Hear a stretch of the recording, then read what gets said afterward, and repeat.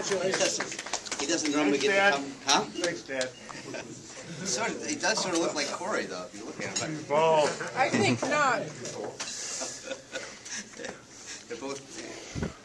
But first of all, my name is Gene Goodman. I mean, obviously, most everybody came in, so I got the literature. And I'm here tonight to welcome you and to let you know a little bit about myself, because I'm not a political person. I'm just a small business owner in Troy, Michigan. We own a manufacturing plant. We've been in business since 1955. And about a year or so ago, I started getting very concerned with what I was seeing coming out of Washington and spreading into Michigan. I was seeing, legislation being passed that was affecting the people of Michigan. I was watching people from Michigan voting for stuff that will affect everybody probably in this room who deals with any type of industry in the state of Michigan. Then I started seeing, spending going up. They passed a stimulus package in Washington that didn't create any jobs. In Michigan, the unemployment rate went up, and nationally went up at the same time. We're borrowing, printing money. We're spending money that we can't afford. We're putting it on the backs of our children and grandchildren and great-grandchildren. It's something that is unsustainable. And we have people in Washington that are representing us that really don't have a feel for what it's like back here. The hard-working Americans that work in factories, that work in hospitals, and work as teachers. They don't know what it's like, because they really, honestly, probably at the end of the day, probably don't really much care about the constituents back here in Michigan or any other city that they may represent. They care about things that affect them.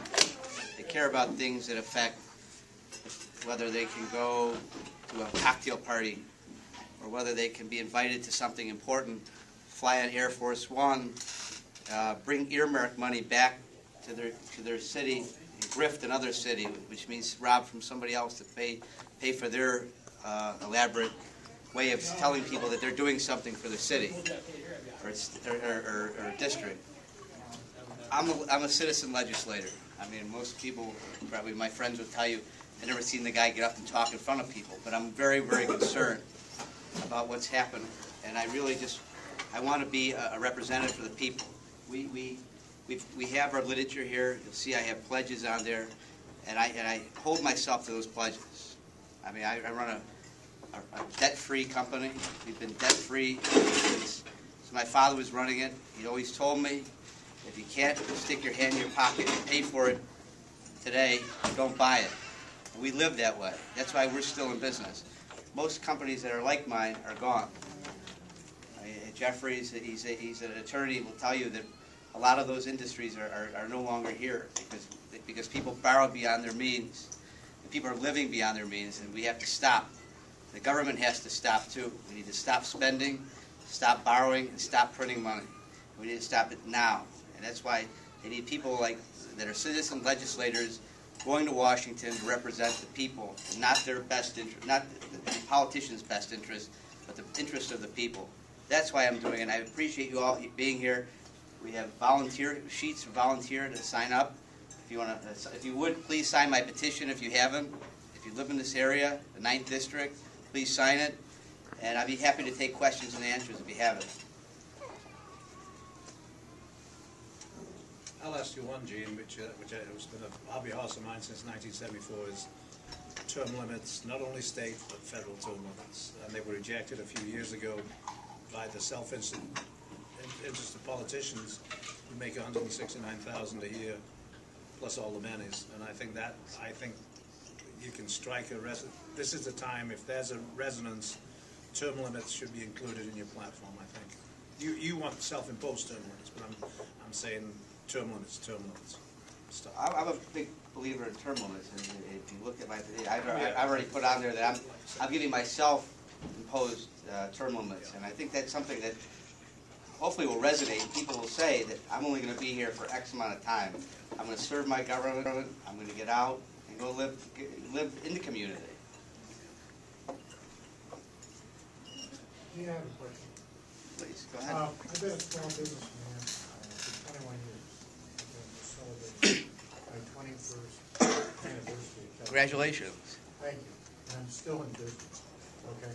Which is hard to believe today with all the police signs and everything like that. So if this state was promised, when Granholm came in, we were going to do something for the small business people. We hire 70% of the employees in this country, okay? And I've yet to see anybody, maybe Woody the one that's going to help us. If we need some legislation passed, that's a small business owner. And it has to do with MLC, it has to do with all the money that we're paying out. And there's never been one tax break given to me in 21 years without paying taxes and business taxes in this state.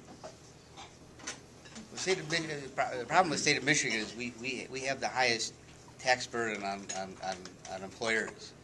And 70% of all Americans work for small to medium-sized companies. They don't all work for Goldman Sachs, General Motors, and the other big corporations. When they talk about going to work, they mean going to work with small businesses like yours, like mine, like many others in this room that work for small businesses. They don't reward people who employ people. Really, my belief is that they don't reward the people that need the rewards, the ones that put people to go to work every day and pay their salaries, pay their health care, pay all their benefits. They want to give credits to people that don't do that stuff. Yeah, I saw the stimulus money, billions and millions of dollars going out, but not to help the small business owner that wants to grow his business and add more employees. I'd love to see my business grow 35% and add 3 more employees, but it's not going to happen with the state's budget because it just doesn't help us at all. No, I'm with you. I mean, the stimulus package didn't stimulate where it was supposed to. That was to hire people. They're building, parks, and they're doing all these things, huh? Now we have healthcare. Healthcare. Not yet. It's going to be a while. I hope that when you get in office, which I know you'll be peer reviewed, that I'm going to support you 100%. And when you get in office, I want you to remember that. Think about the small business owner as yourself. I'm a small business owner. I wouldn't forget As you. yourself. Right. And same as me, and all the people that have small business in this country. To think about us, that we're the ones in the trenches, basically. No, I would never forget you. I mean, I wouldn't be, because that's you and me are the same. That's why I'm impressed with you. Thank you. Any other questions? Please go. Can you outline us what your staff is going to need help from us throughout the entire program, like coming in and stamping envelopes and stuffing them and getting out and attending different functions in support of you? What are some of the things that you want us to do to help you attain the approval of the electorate? Well, right now, I mean, we need people to start spreading the word about us. We're not as known as the other guys in the race. Partially because we just entered at the beginning of this year. I mean, again, I'm not a career. I've never been in politics before. I've just fed up with what I'm seeing coming out of Washington and also in the state of Michigan. So I'm concerned. So I'm doing this because I'm very concerned by the stuff coming out of Washington these days. So right now we're just starting out, and we'd love that you spread the word.